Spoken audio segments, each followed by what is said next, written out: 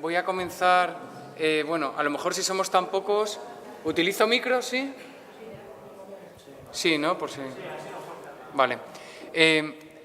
Bien, me voy a presentar, soy Víctor Alonso Rocafort, trabajo ahora mismo en el Congreso de los Diputados coordinando el Grupo de Izquierda Unida allí, tanto a nuestros diputados y diputadas como a todo el equipo técnico que tenemos allí. Esta sesión la iba a dar conjuntamente con la diputada Eva García Sempere, pero bueno, ha tenido hoy un problema con una reacción alérgica y demás y no ha podido venir hasta Córdoba. El caso, os cuento cómo he pensado el taller. Os voy a hacer una pequeña introducción de unos 30 minutos y a partir de ahí yo quiero que funcionemos como un grupo de discusión a partir de algunos temas que he ido tocando y algunas cuestiones que tengo preparadas.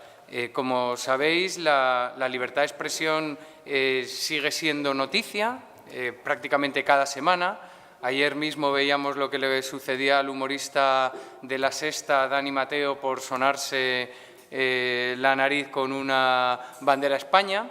Y prácticamente cada semana, hace un par de semanas era lo de Willy Toledo por lo del me cago en Dios, y así estamos teniendo múltiples casos y bueno, nosotros desde Izquierda Unida os quiero decir que a la hora de pensar las leyes que vamos a trabajar en el Congreso, como sabéis, ahí tenemos múltiples iniciativas, mociones, interpelaciones, proposiciones no de ley, preguntas escritas, preguntas orales, en comisión, etcétera, pero aquellas que tienen más posibilidades de traducirse en cambios reales no tienen mucho tiempo dentro de la institución. Son las proposiciones de ley y son las que nosotros consideramos realmente efectivas. Pero una vez que trabajas también dentro de la institución te das cuenta de las dificultades que hay para que se lleven a pleno para debatirse, luego lleven y se aprueben para su trámite, una vez que son tramitadas todas las prórrogas de enmiendas que hay que superar y los vetos del Gobierno, y después cuando se constituye la ponencia hasta que se realiza el dictamen final y se aprueba la ley, ¿no? Todo eso son como no 12, sino 12.000 pruebas de Asterix para poder cambiar y transformar algunas cosas, bueno, pues mínimas, pero que a menudo nosotros consideramos trascendentales de nuestro país, ¿no? Nosotros a la hora de hacer las leyes, antes las pensamos, evidentemente, y responden a lo que militantes de la organización demandan, opinión pública, etcétera, ¿no?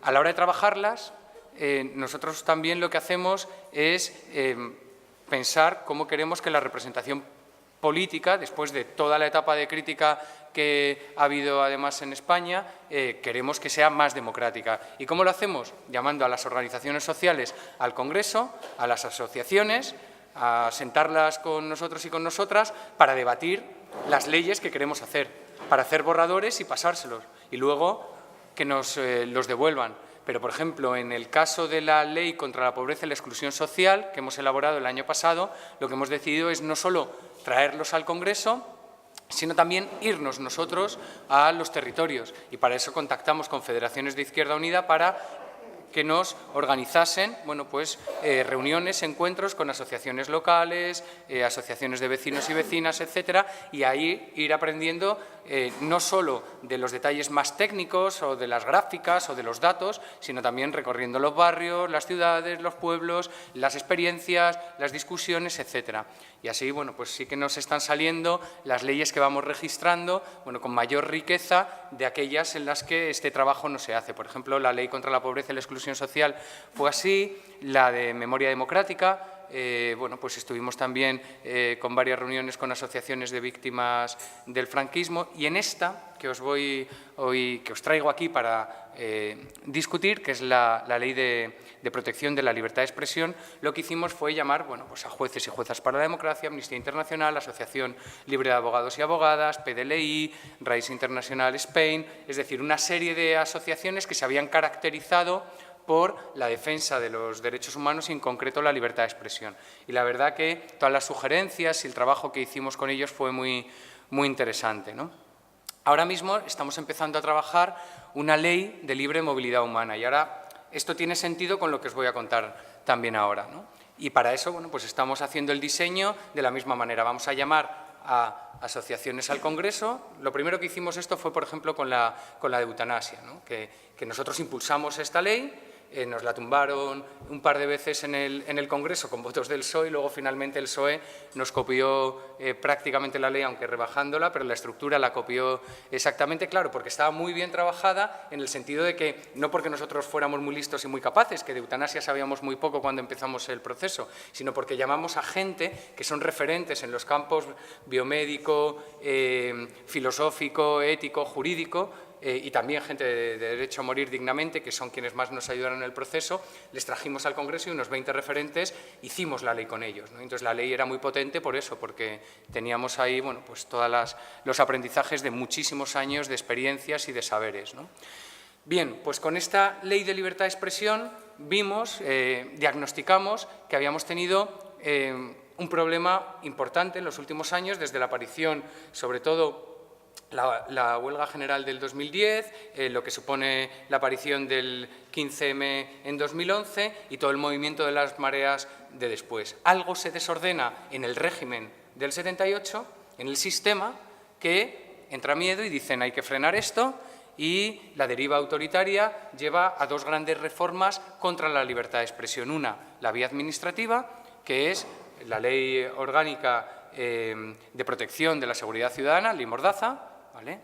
Bueno, pues sanciones que van a pasar directamente a ser administrativas, no pasan por juzgado ni nada y te meten las multas para rebajar las reuniones, las protestas, las manifestaciones, etcétera. Y por otro lado, la vía penal. La vía penal que, bueno, ya habíamos tenido un pacto de Estado de estos de PP y PSOE en el año 2000, donde habían metido tipos como el enaltecimiento del terrorismo, que tantos problemas han dado, ¿no? Luego otra reforma en el 2015 que lo endurece aún más. Pero nosotros veíamos que había otros artículos en el Código Penal que, bueno, habían pasado sin pena ni gloria durante años, incluso décadas, y ahora estaban empezando a activarse por muchos jueces. Es estos de la ofensa a los sentimientos religiosos, el 525, las injurias a la corona, 490.3, 491 del Código Penal, es decir, una serie de artículos que nosotros veíamos obsoletos, reminiscencias del franquismo, pero que de pronto, bueno, y también puntales del nuevo régimen del 78, como estos que protegen a la corona, pero que los estaban activando.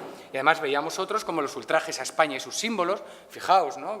Yo cuando la primera vez que vi casi antes de que surgiera la polémica de lo de Dani Mateo, cuando estaba haciendo lo de la bandera, yo dije, cuidado, porque estos son capaces de activarte el artículo de los ultrajes a España y sus símbolos, ¿no? Igual que esta mañana a Carlos Sánchez Mato se lo decía yo luego comiendo con lo del Tribunal Supremo, porque tenemos otro artículo que es ultraje a las instituciones del Estado, Gobierno, Tribunal Supremo, Consejo General del Poder Judicial, Ejército, etcétera, que nosotros también pedimos derogar, que ha estado inactivo, pero que en cualquier momento pueden empezar a activar como han hecho con el resto, ¿no?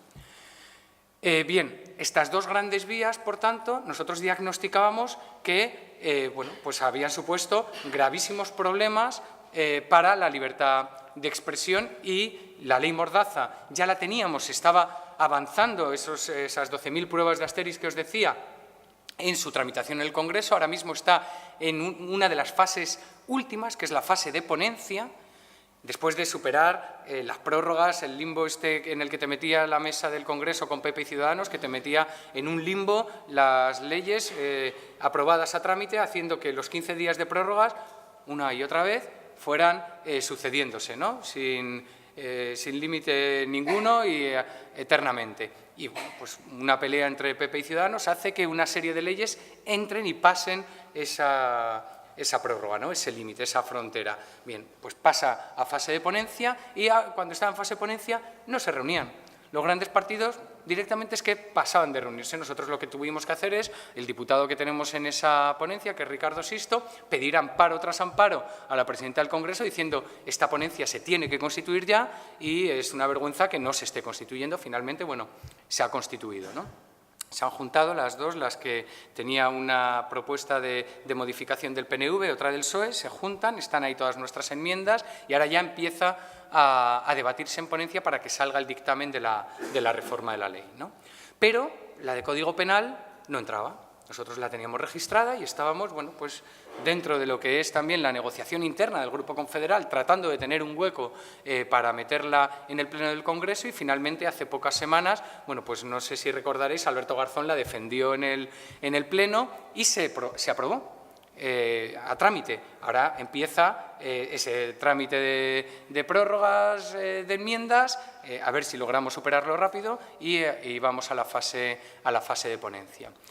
Hay una contradicción aparente, que nosotros no la calificamos de contradicción, pero que puede parecer, que es cuando nosotros presentamos una ley de protección de la libertad de expresión, se aprueba a trámite hace apenas 15 días, y esta misma semana pasada presentamos una declaración institucional frente al auge del neofascismo, donde estamos diciendo que se prohíban partidos fascistas y neonazis, y donde, bueno, pues varias expresiones del fascismo que queden a un lado porque no tienen cabida legal dentro de la democracia, ¿no? Esto es una de las cuestiones que quiero tratar luego en el taller, ¿no? Como os decía, las leyes, al elaborarlas, no solo en su forma, en su método de hacerlas, las tenemos pensadas y parten de una reflexión previa, que es cómo la representación política tiene que dejar de ser no ya oligárquica, como hemos denunciado al PP y al PSOE, sino elitista, encerrada en su despacho, en sus expertos y demás, sino tiene que dejar entrar a la sociedad civil y salir también a la calle, sino que también, bueno, pues pensamos teóricamente antes de hacer las leyes con toda la gente cómo la queremos hacer, ¿no? Y en el caso de la libertad de expresión, había algo que la conecta con la Ley de Libre Movilidad Humana, que ahora vamos a comenzar, que es la idea de libertad de movimiento. Y entonces ahora lo que os voy a hacer es una pequeña introducción teórica de en qué se sustenta esta Ley de Libertad de Expresión. Luego os describo muy someramente la Ley de Libertad de Expresión y la pongo en conexión con la Declaración Institucional, y a partir de ahí, bueno, pues una serie de cuestiones para que ya participemos. Esto termina a las 7:30, voy a intentar ser muy rápido porque quiero que tengamos tiempo de debate. Bien, libertad de movimiento. La libertad de movimiento, hay una pensadora que cada vez tiene más peso en la discusión filosófica a nivel global, pero en nuestro país cada vez se le da más importancia, que es Hannah Arendt, que nos decía que la libertad de movimiento es la libertad fundamental. Yo cuando leí esto hace 15 años, cuando empezaba mi tesis doctoral sobre estos temas, yo decía, ¿por qué lo considera la libertad de movimiento la libertad fundamental, ¿no? Fue una de las autoras en las que yo me especialicé en su momento, y a lo largo de años de leer su obra entendí, ¿no?, qué es lo que quería decir. Ella conectaba lo que era la libertad de movimiento en el mundo, que ella había sufrido como una judía, que tuvieron que, tuvo que huir de un campo de internamiento en Gurs, en el sur de Francia, donde habían estado antes republicanos españoles y españolas, y tuvo que huir de ahí, y sufrió lo que era que la privaran de movimiento, estuvo como refugiada sin papeles, viviendo unos 18 años, ¿vale?, hasta que consiguió la nacionalidad norteamericana, y es una autora que sabía que esa restricción de movimientos era algo que chocaba directamente con la tradición democrática y con el respeto a libertades fundamentales. Pero a lo largo de su obra ella va conectando esta libertad de movimiento en el mundo, en el transitar en el mundo, con la libertad de movimiento en el pensar y, conectado con esto, en la expresión. Es decir, ella defendía que la libertad de movimiento en el pensar es fundamental para luego esa conexión que tiene con la libertad de movimiento en la expresión, la libertad de expresión. Y donde una es perseguida, la otra generalmente también es perseguida. Pensemos en la actualidad en nuestro país, el régimen criminal directamente, ¿no?, que tenemos respecto a las fronteras, que es algo, el espacio Schengen, de la Unión Europea, la fortaleza europea, etcétera, 15.000 muertes en el mar Mediterráneo en los últimos 4 años, a punto de superar las 2.000 muertes en este año 2018. Y todo por algo muy, muy sencillo, que se resume en que en las fronteras hay guardias, los guardias de las fronteras tienen armas. Amenazan con esas armas a gente pacífica que viene huyendo de persecuciones políticas, religiosas, de todo tipo, o de la miseria. Como desde la democracia y desde el respeto a los derechos humanos y a las libertades más básicas podemos llegar a justificar este régimen de fronteras, esta restricción tan brutal a la libertad de movimiento en el mundo. Pensemos en Estados Unidos, el presidente Trump ayer mismo amenazando a la caravana de migrantes con el ejército y que iban a disparar y que cualquier lanzamiento de piedras lo iban a considerar un acto de agresión con arma de fuego y le iban a responder con armas de fuego, ¿no? Esto en paralelo con las restricciones a la libertad de expresión que estamos viviendo. Para mí y para algunos esto no es casualidad, tiene una conexión importante. Pero a la vez pensemos en la crítica. A mi juicio, el no saber gestionar la crítica es uno de los grandes problemas, no solo para la sociedad, sino también para la propia izquierda. Pensemos primero a nivel social, la crítica dentro de los trabajos, la crítica dentro de las instituciones. Yo he trabajado en 3 universidades españolas y una chilena, y en todas ellas me he encontrado problemas gravísimos de restricciones a la libertad de expresión de los profesores. Pensemos en los partidos políticos. Estamos entre militantes, simpatizantes de Izquierda Unida, cada uno tendréis 1001 experiencias a vuestro propio nivel, en vuestra propia trayectoria, si habéis tenido o no habéis tenido problemas en un partido de izquierdas como es el nuestro, que defiende de manera firme la libertad de expresión a nivel social. ¿Hemos tenido o no hemos tenido problemas con libertad de expresión a nivel interno? ¿Cómo hemos gestionado la crítica? ¿Hemos sabido gestionarla? ¿Qué es esto de las purgas, ¿no?, que tanto se habla siempre en la izquierda frente a los críticos? El silenciarlos, el ninguneo, todas estas cuestiones. Bueno, si estamos demandando una libertad de expresión en lo externo, pensemos también cómo es la libertad de expresión en lo interno, en la organización, y su relación con una necesaria o no disciplina de cara al espacio público, a la opinión pública. Bueno, todas estas cuestiones son fundamentales, nos preocupan y yo creo que tenemos que debatirlos. Igual que en las fronteras hay una restricción a la libertad de movimiento, sin embargo, hay viajes migratorios que la rompen, ¿no? Rompen las fronteras, como esta caravana de migrantes, que es un desafío brutal, ¿no?, a esa frontera de Estados Unidos. Y también en el pensamiento, antiguamente los griegos lo llamaban el theoros, que de ahí viene la palabra teoría, ¿no?, que es el viajero. El viajero viajaba, conocía otros lugares, aprendía cuestiones diversas, distintas, que no conocía, volvía y lo contaba. Había realizado un viaje teórico. A día de hoy muchas veces decimos que realizamos un viaje teórico cuando somos capaces de pensar, de reflexionar, de estudiar, de aprender, de tener diversas experiencias, plasmarlas y sentir que algo nos ha transformado, que nos ha cambiado de alguna manera, ¿no? Esos viajes teóricos rompen en muchos casos los marcos establecidos con los que partíamos antes de ese viaje, nos descubren cosas nuevas, ¿no?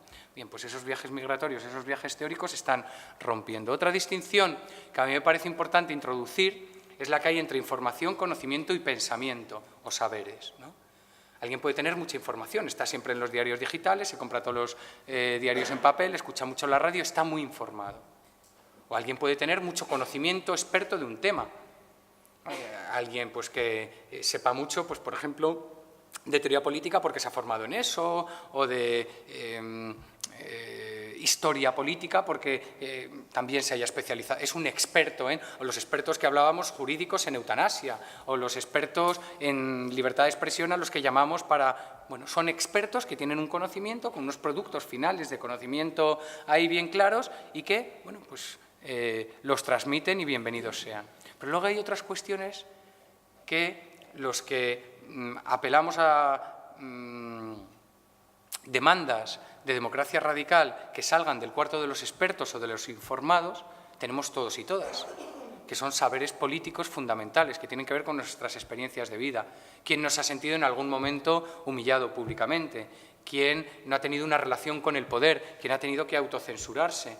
¿Quién ha sabido lo que es una autoridad? Y a veces ha tenido que ejercer como autoridad o ha tenido que plantarse ante una autoridad. Hay muchas experiencias políticas que tienen que ver con saberes que nos introducen, bueno, pues, unas experiencias importantes y que están democráticamente repartidas entre todos y entre todas. Y ahí es donde casa el pensamiento. Todos tenemos capacidad de pensamiento. Podemos utilizarlo, ¿no?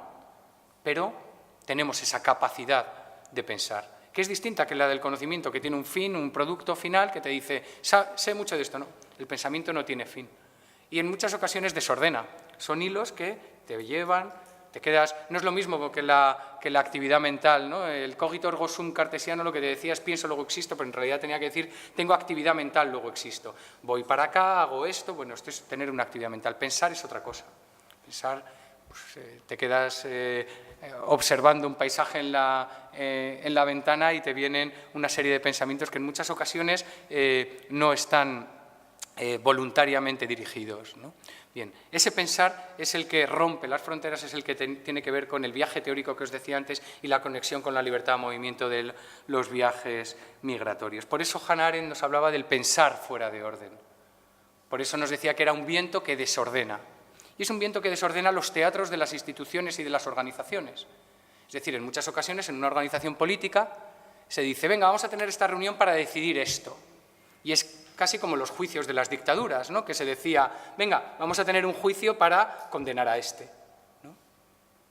Pero de pronto te llega la contingencia que puede aparecer en los juicios democráticos y puede aparecer en las organizaciones democráticas y con toda su libertad desordena el teatro que estaba montado.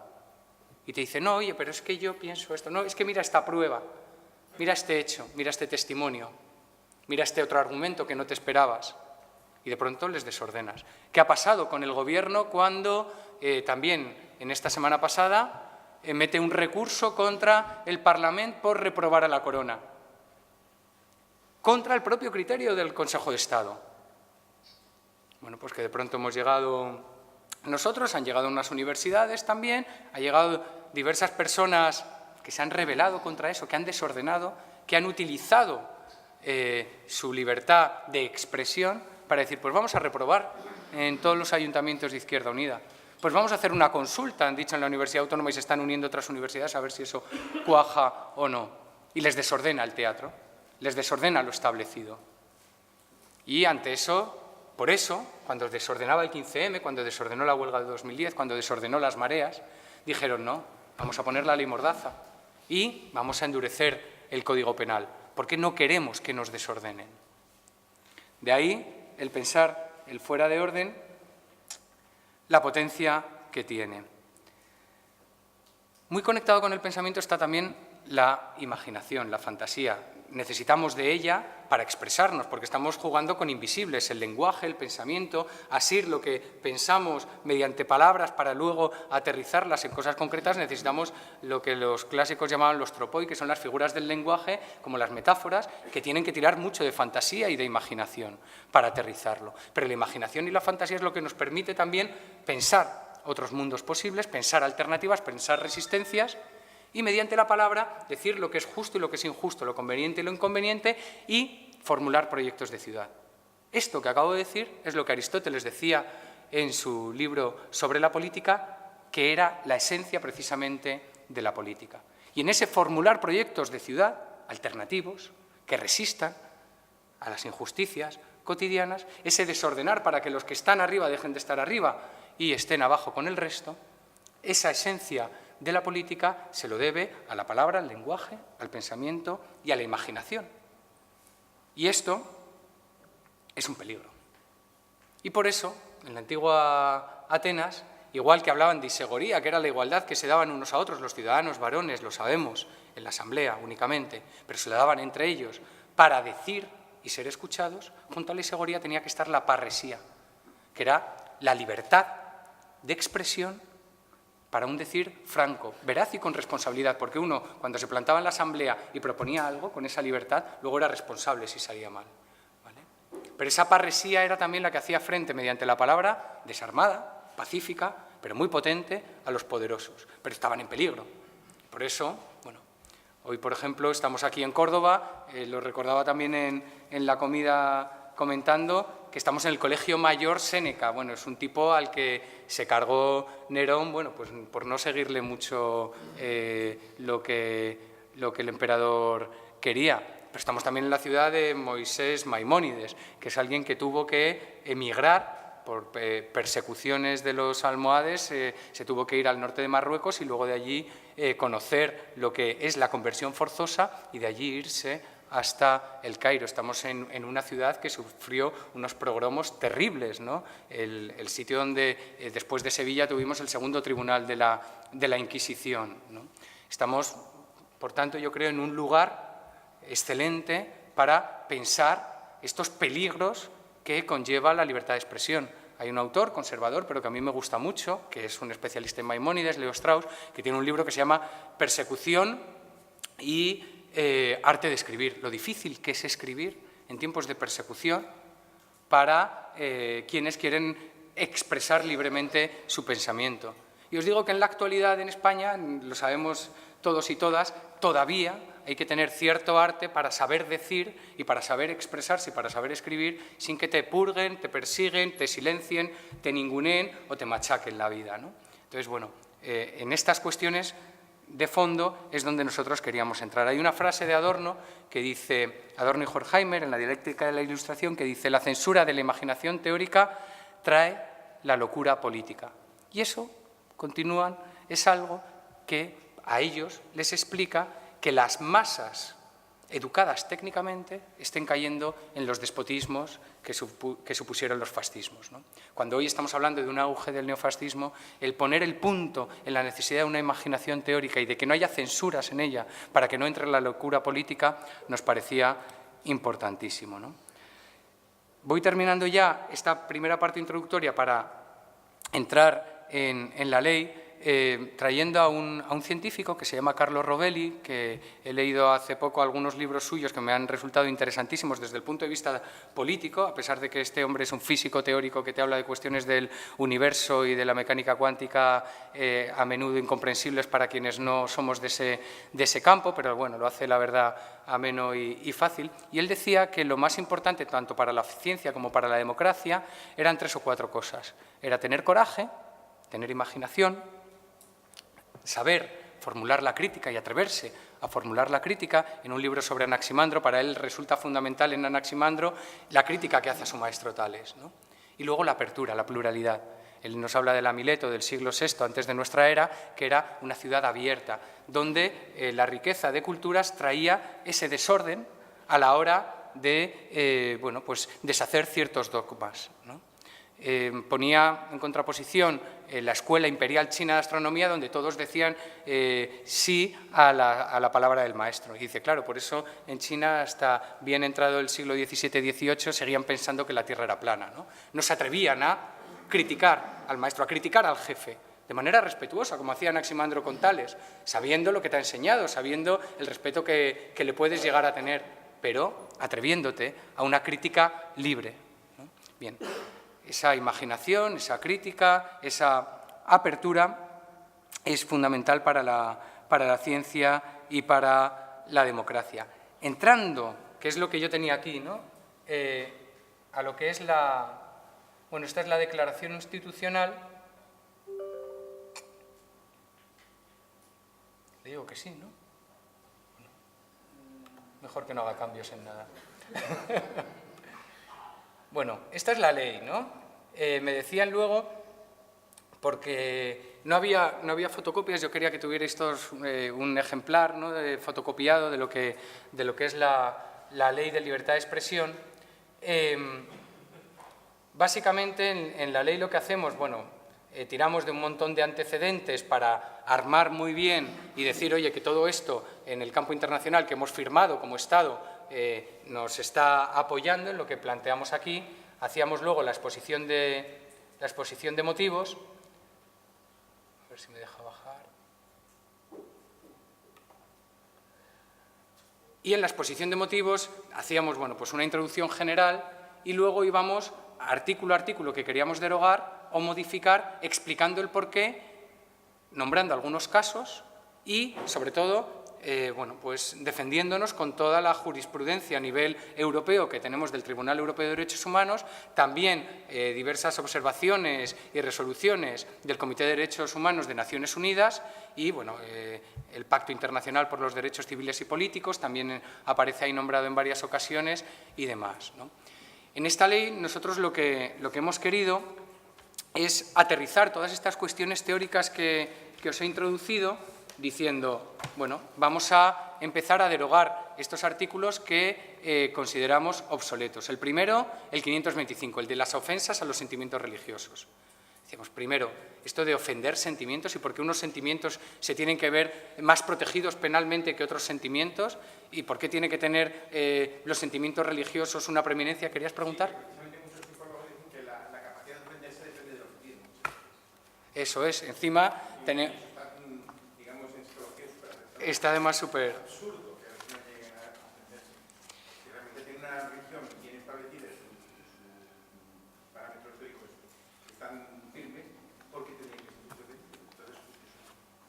muy interesante. A la vez, nosotros lo que queríamos también dejar claro es que la libertad religiosa ya está suficientemente protegida en lo que es el 510, que son los delitos de odio, que ya pasaremos, que son muy importantes, ¿vale?, para nuestra discusión, y que también nosotros proponíamos modificarlo en la ley.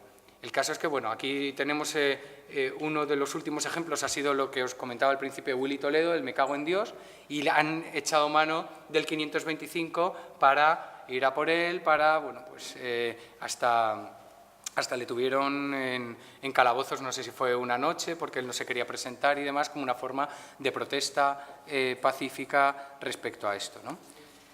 A la vez también queríamos derogar uno importantísimo, la clave de bóveda del régimen del 78 es la corona, está protegidísima. Ahora mismo estamos con la comisión de investigación que hemos hecho dos peticiones distintas para que vaya el rey emérito al Parlamento a una comisión de investigación sobre sus actividades irregulares, presuntamente, según las grabaciones a las que hemos tenido todos acceso por medios de comunicación, y están haciendo una serie de protecciones desmesuradas de la corona que en muchos casos entran a razonar con argumentos que nosotros sabemos, que ellos saben que no valen un pimiento, pero les da igual. Nos dicen ahora que también es inviolable, cuando ya es emérito, cuando tenemos una ley de abdicación de junio de 2014 que dice el rey don Juan Carlos abdica a la corona. Da igual, nos dicen, está protegida la corona constitucionalmente, pero esté abdicado a la corona. Solo tenemos un jefe de Estado al que se le aplica el 56.3, que es el de la inviolabilidad. Pero aún así están así de desmesurados en la defensa de la clave de bóveda del régimen del 78, que está bien débil y por eso el CIS lleva unos cuantos años sin preguntar sobre él.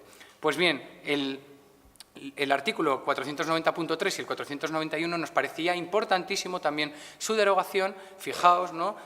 Bueno, todos aquellos jóvenes que habían quemado unas fotos de los reyes en Girona, creo que fue en el año 2007, y han tenido un periplo judicial por Europa hasta que, en marzo del 2018, poco antes de registrar nosotros esta ley en el Congreso, bueno, pues el TDH falló a su favor y dijo, España, el Estado español, ha vulnerado el artículo 10 del Convenio Europeo de Derechos Humanos relativo a la libertad de expresión, porque es una crítica política, no es una injuria personal, no es ninguna calumnia, no es ningún tipo penal que esté entre las restricciones que debamos atender a la libertad de expresión, sino que es pura libertad de expresión y, además, aquellos jefes del Estado, aquellos puestos políticos más prominentes, tienen que tener mayor libertad de crítica la ciudadanía hacia ellos.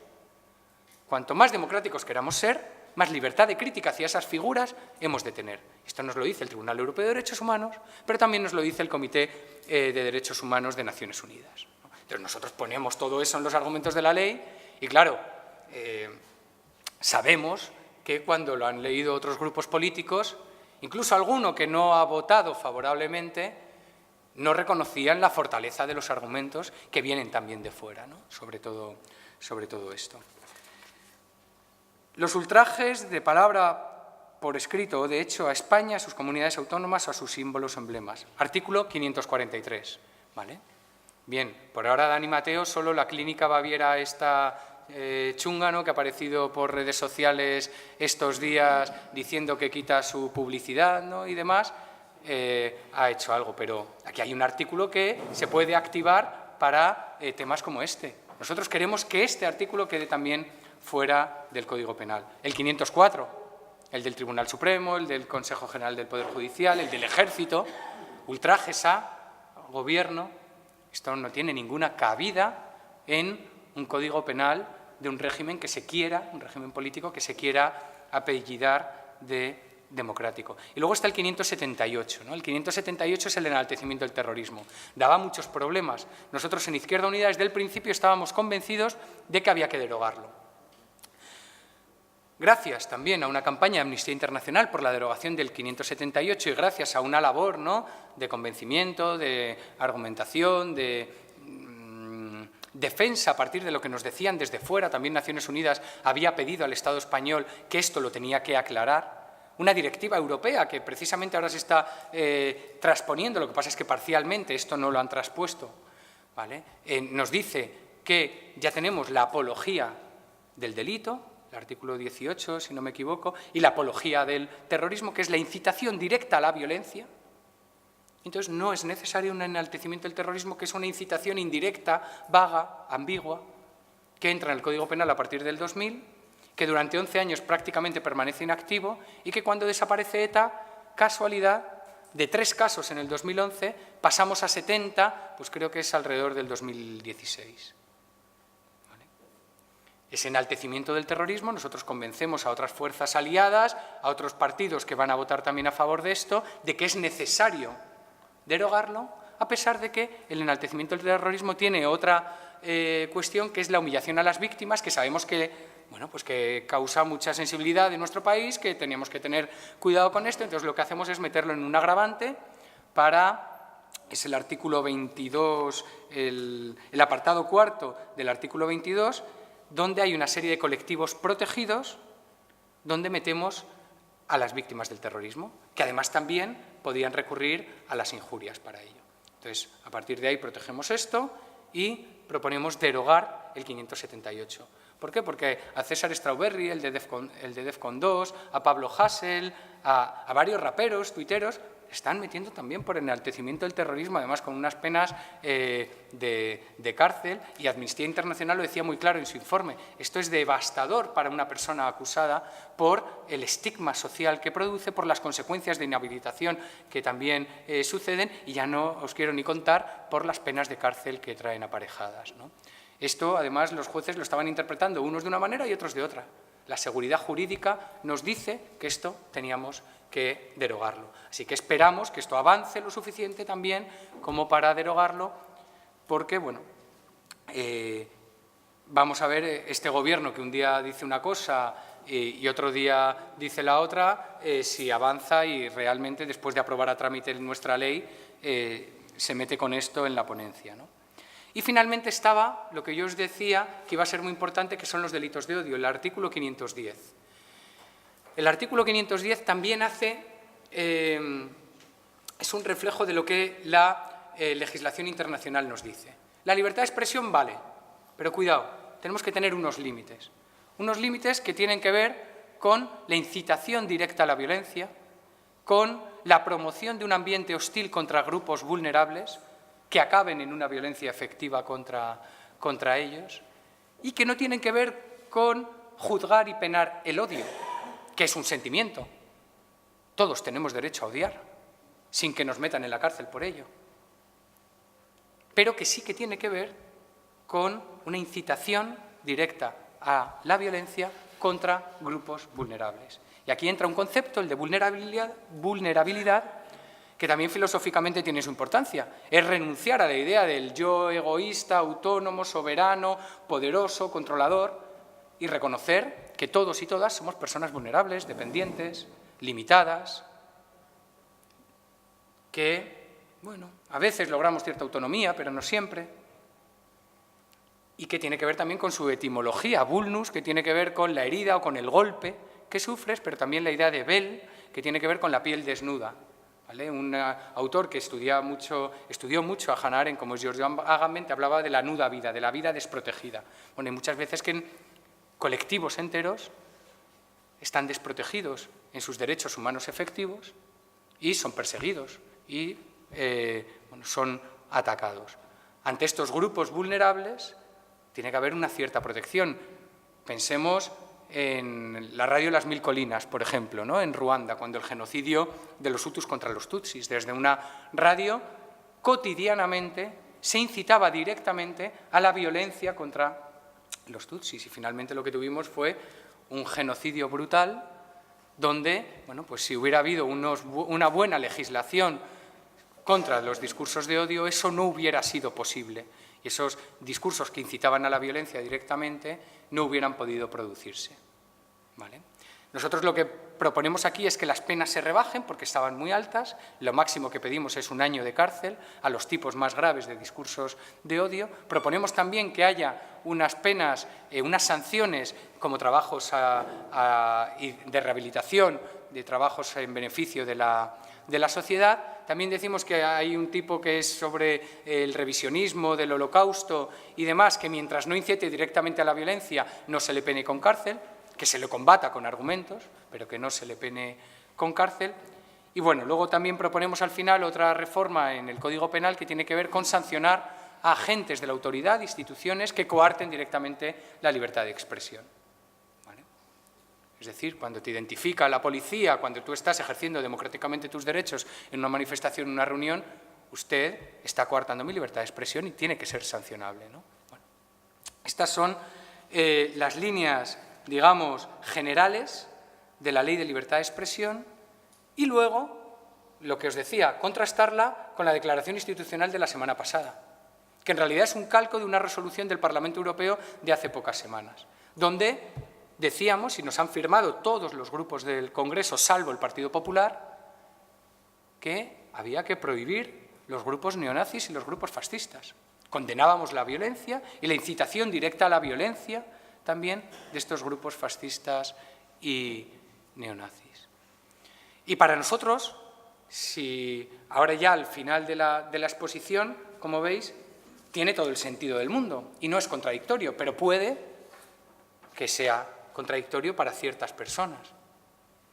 La discusión que ahora me gustaría que tuviéramos son las 6:25, tenemos 1 hora, un poquito más de 1 hora de discusión.